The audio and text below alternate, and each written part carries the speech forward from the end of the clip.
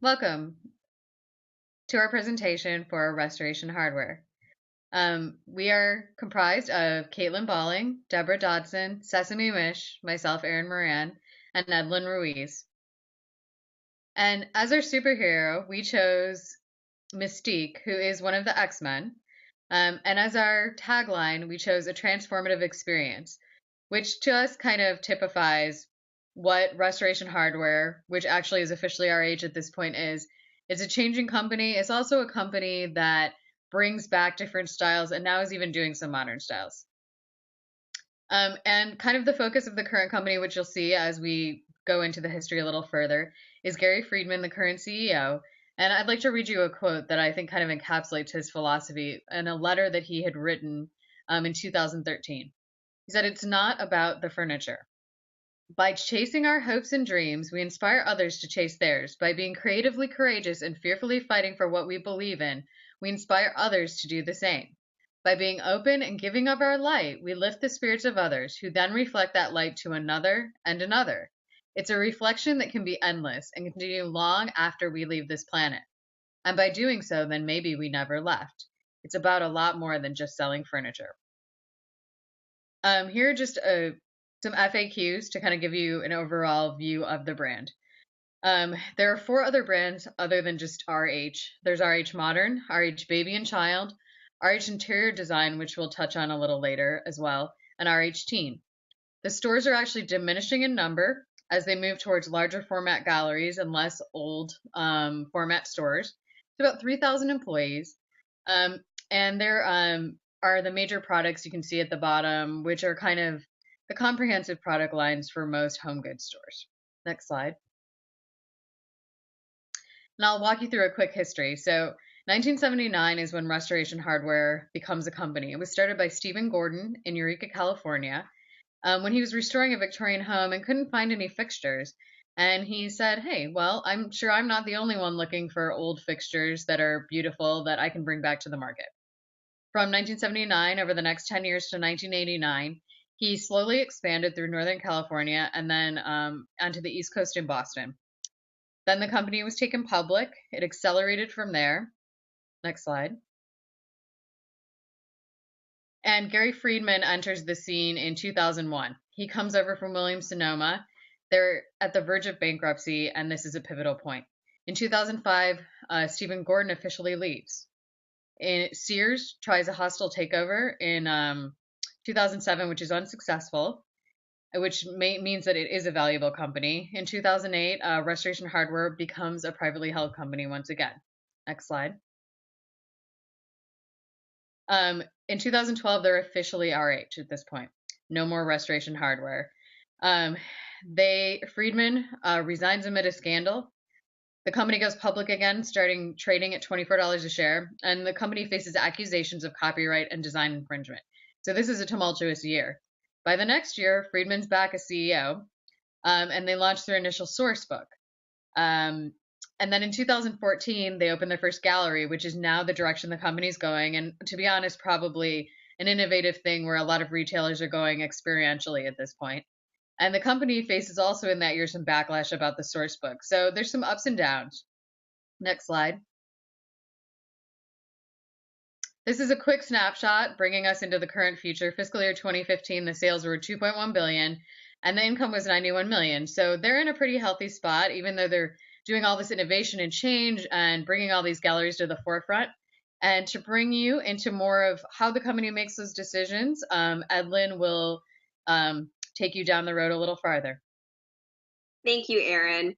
Well, now that we have a snapshot of what RH is all about, it's time to dig a little deeper. It's time to follow the yellow brick road. Follow the yellow brick road. Follow the yellow brick road. That's right. We're taking a look at where RH places its value. Is it in its brain, its heart, or its courage? RH is in a transformative period.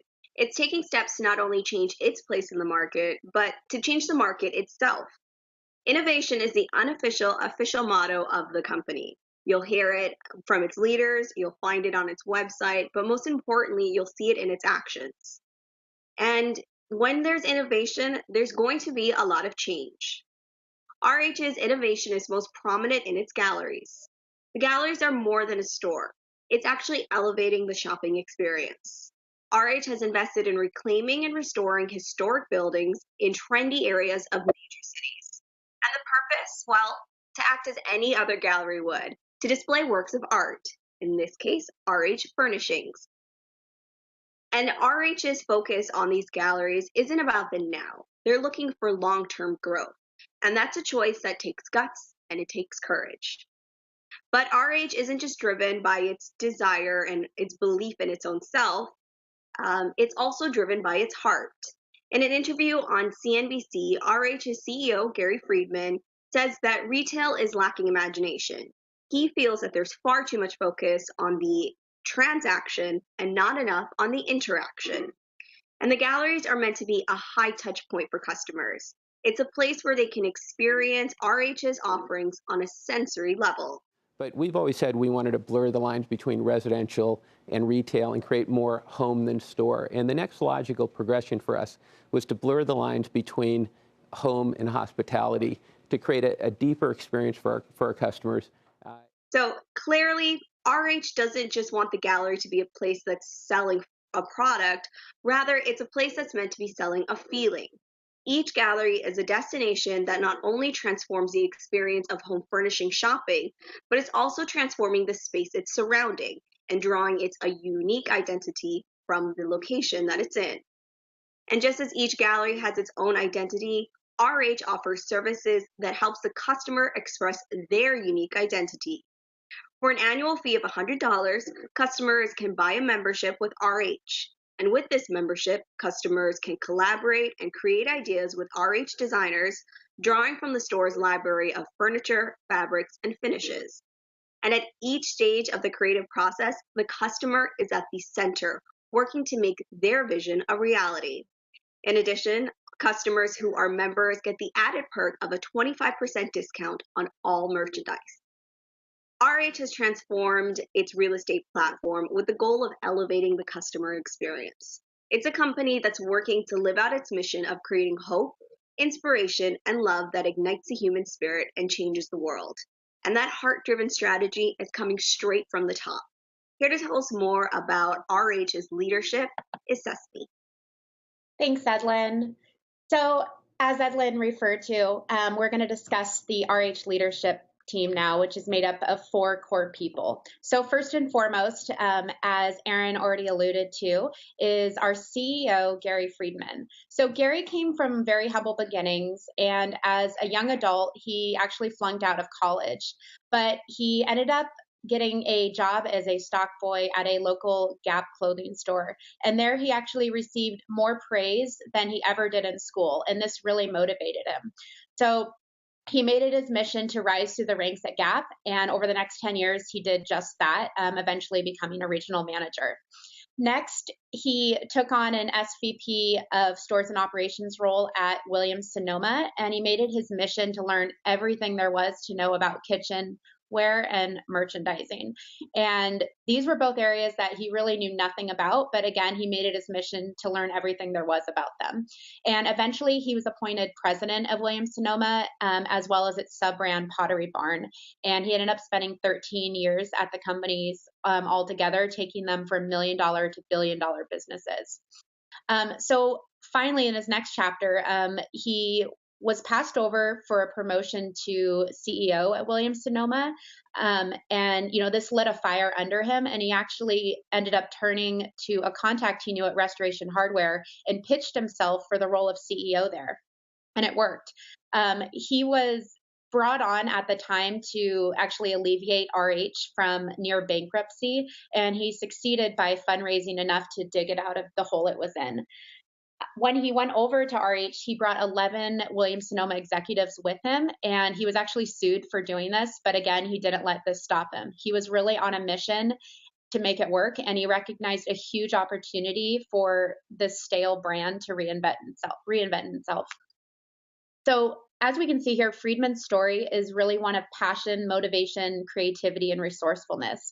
And these qualities really mirror nicely to the Restoration Hardware brand itself, which has gone through many ups and downs over the years, as Aaron pointed out earlier, but continues to move forward and really evolve.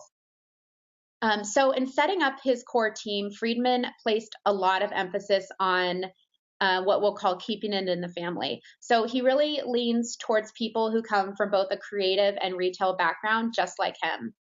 So with that said, let me introduce you to the 3 co-presidents who Friedman all promoted to these positions last year. Next slide, please. So first up is DeMonte Price, who is the Chief Operating Service and Values Officer, and he leads all service and operational functions. He's been with the company for 14 years, which is longer than any of the other co-presidents. And prior to RH, he was with Williams-Sonoma, Gap, and Nike. Next slide, please. So next we have Karen Boone, who serves as the Chief Financial and Administration Officer and leads all financial and administrative functions, among other things like HR and facilities. So she is the least senior co-president, having been at the company for just 4 years. And prior, she worked at an accounting and consulting firm and specialized there in retail companies. So she, again, has a strong retail background. And she worked with companies like Gap, Williams-Sonoma, and Gymboree. Next slide. So finally, our third co-president is Aries Chaya, who's the Chief Creative and Merchandising Officer and Director. She oversees all creative and merchandising functions, including product development, merchandising, sourcing, inventory planning, as well as creative development and presentation of the company's galleries and source books, as well as focusing on the company's marketing strategies. She's been with the company for 10 years, and prior to RH, she was a creative director at Banana Republic. Next slide, please. So in summary, it's important to note that RH's website goes out of its way to say that the previous co-president, Chaya, graduated from a distinguished art school, but the site doesn't call out which school the other execs went to, which is very interesting. So it's even more telling that the brand doesn't have a technology or marketing focused person as part of the core team. So we really see here that Friedman truly emphasizes the art as opposed to the science. And we can also see that in the fact that the so-called marketing exec who is Chaya is really just an artist in disguise, and that none of the co-presidents really have a tech bone in their body. So let's not forget too that Friedman really likes those with retail backgrounds and wants to keep it in the family by working with people who live and breathe retail as much as he does. So Friedman, Price, and Boone all share ties to Gap and Williams-Sonoma, as mentioned, and Chaya has ties to Gap through Banana Republic. And with the board of directors in particular, 6 of the 9 of them come from retail backgrounds as well, and 9 of them come from consumer-facing company backgrounds. So next, I will turn it over to Deborah, who will dive into the company's financials. Deborah? Thank you, Sesame. Well, based on the SEC 10K reports covering FY 2015 and earlier, there's good news on the balance sheet. Liquidity is good. The quick ratio rose from 0.48 in FY 2012 to 1.29 in FY 2015. We ended 2015 with $861 million in net working capital, a 600% increase since 2011, with gross profit margins in the 36 to 37% range since 2012. We're well positioned for customer intimacy. Net revenues are rising annually. Operating profit margin rose from minus 5.8% in 2012 to plus 8.8% in 2015. The income statement bears good news. EBITDA up from negative $69 million in 2012 to positive $186 million in 2015. Free cash flow turned positive in 2015 at $8.4 million. Now, RH is young compared to the competition. Our accumulated depreciation fell to 25% in 2015, and customers will feel our youthfulness when they walk into our fresh new design galleries. In contrast, Williams-Sonoma has accumulated depreciation of 62%. They spend far less on updating their infrastructure. Yet, despite our capital investments, our 1.36 debt to equity ratio is healthy. Renovations like the Boston Gallery shown here put us in an ideal spot. We're no longer below 1, where we were under leveraged, and we're nowhere near a 2, which might mean we were over leveraged. Productivity is high. Average sales per employee are generally increasing. In fact, our average employee revenues are more than twice the average of Williams-Sonoma employees. Yet there are at least 2 major areas for concern: the cash conversion cycle and our net profit margin. Let's talk about the cash conversion cycle first. It's increasing up to 125 days in 2015. Devoting resources to working capital takes resources away from our transformation. The major factor is inventory. RH may be getting younger, but based on our accumulated depreciation, but our inventory is getting older. Average age of inventory rose 195 to 195 days in 2015. Reducing underperforming SKUs is spot on, but we need to move quickly and examine every step in the supply chain. Our high average age of inventory puts us at a competitive disadvantage. For example, Williams-Sonoma's average age of inventory is only 114 days. Another concern, net profit margin. It has risen to the 4% range, and that's great progress, but our net profit margin is lower than competitors Williams-Sonoma and Ethan Allen, and an import tax would hit us hard. Overall, financial indicators are on the upswing, but realizing the potential of our transformation depends on RH remaining vigilant. So now let me turn it over to Caitlin to discuss the competitive advantage. Thanks, Deborah. Now let's examine how RH distinguishes itself among competitors in the luxury home furnishings market. I'll focus on aspects of the company strategy that place it at a competitive advantage, as well as some areas for improvement. First, design services. As Edelyn previously outlined, RH uses a membership-based model, and one of the major perks of being a member is the complimentary interior design services. RH designers help members transform their homes, and this level of personalized service is beyond the capabilities of an online retailer such as Amazon. However, it's essential that RH employees explain the many benefits of the membership to customers so that they are aware it's more than just a discount program. Second, unique products. Through new partnerships with exclusive designers, RH is offering its customers a wide range of products they won't find anywhere else. Plus, much of this inventory is highly customizable and able to meet customers' individual needs for every room of the home. Consider the Maxwell sofa shown here on the screen. You can choose your preferred depth, length, height, type of filling, type of leather, and color, resulting in a total of 1,800 possible combinations of just one sofa. As Edelyn previously mentioned, RH is transforming the in-store shopping experience through innovative retail galleries in major metropolitan areas. I actually had a chance to visit the Chicago gallery, and I can say it truly was a transformative experience, unlike any other I've had at a furniture store. In addition to 5 floors of merchandise, the gallery features a gourmet restaurant, espresso bar, wine tasting room, and art gallery. Products are presented in fully appointed rooms, emphasizing collections over individual pieces, and increasing the average order value. Now let's turn to some opportunities for further investment. First, RH must improve its supply chain efficiency and enhance the end-to-end customer experience. Issues with productivity, lapses in customer service, damaged goods upon arrival, and other operational inefficiencies have plagued RH. Investment in technologies to improve these operations is critical to the company's success. Speaking of technology, RH desperately needs an upgraded e-commerce platform. Without a responsive mobile website, RH is missing its full market potential. Comparing their illegible website to a competitor's illustrates the need for RH to develop a more robust mobile experience for its customers. Finally, we recommend that RH invest more resources into marketing and customer engagement.